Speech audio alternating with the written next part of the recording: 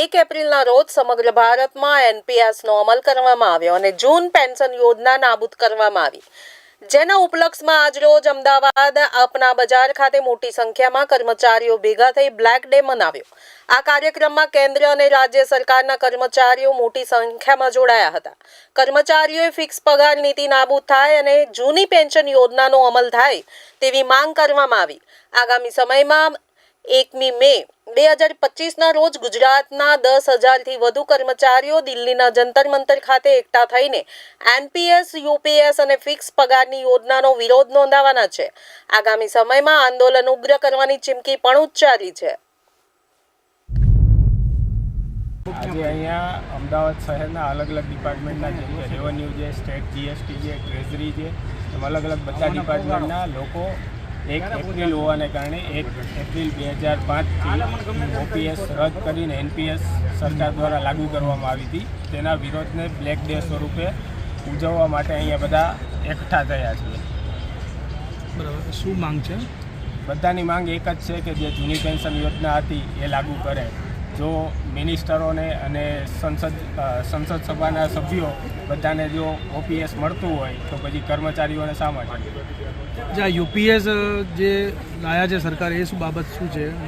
યુપીએસમાં એવું છે કે એનપીએસનું જે એક નવું સ્વરૂપ કર્યું છે અને એમાં સરકાર 14% એનપીએસમાં રોકતી હતી, એની જગ્યાએ 18% રોકશે, બાકી બીજું કશું નવું નથી।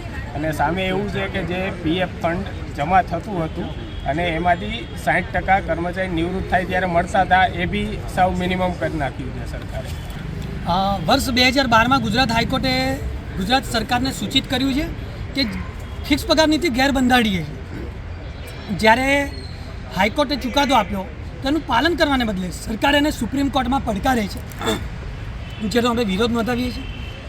આજે લગભગ 14 વર્ષ થઈ ગયા અને ફિક્સ પગારની નીતિ હજી સુધી રદ કરવાને બદલે સરકાર લાજવાને બદલે ગાજે છે। એ અમને એક થોડું એમ ચિંતાનો વિષય છે કે સરકાર આ કેવી રીતે નિર્ણય લઈ રહી છે।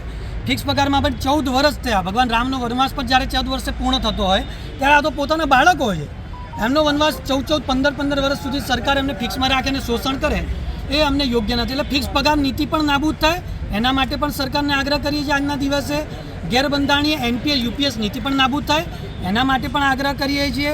જો માન્ય સાંસદો અને નેતાગણ જો ઓપીએસ લેતા હોય તો આ કર્મચારીઓ શું ગુનો કર્યો છે જે વાસ્તવિક નિર્માણ કરતા છે?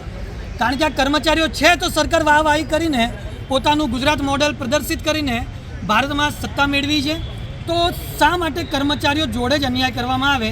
એ કટાક્ષવાળો પ્રશ્ન કર્મચારીઓ આજે સરકારને કરે છે। અને જ્યારે રાજસ્થાન કરી શકતું હોય, ઝારખંડ કરી શકતું હોય, પશ્ચિમ બંગાળ કરી શકતું હોય, તો ગુજરાત જેવી સમૃદ્ધ સરકારમાં ઓપીએસનો અમલ કરવામાં સરકારને શું નડે છે એ અમને કર્મચારીઓને સમજાતું નથી। જો આગામી સમયમાં સરકાર આમાં કોઈ પોઝિટિવ નિર્ણય લેતું નથી તો સૌને ધ્યાનમાં છે કે આવનારા વર્ષે ઘણી બધી ચૂંટણીઓ પણ નજીક આવે છે। બિહારની ચૂંટણી પણ નજીક છે। બિહારમાં પણ આ મુદ્દો ગાજે અને ક્યાંક સરકારે જે હિમાચલમાં ભોગવવું પડ્યું એવું કદાચ ભોગવવું ના પડે તો એની ચિંતા સરકારે સ્વયં કરવી પડશે। न तो हम लोग को एनपीएस चाहिए, न ही यूपीएस चाहिए।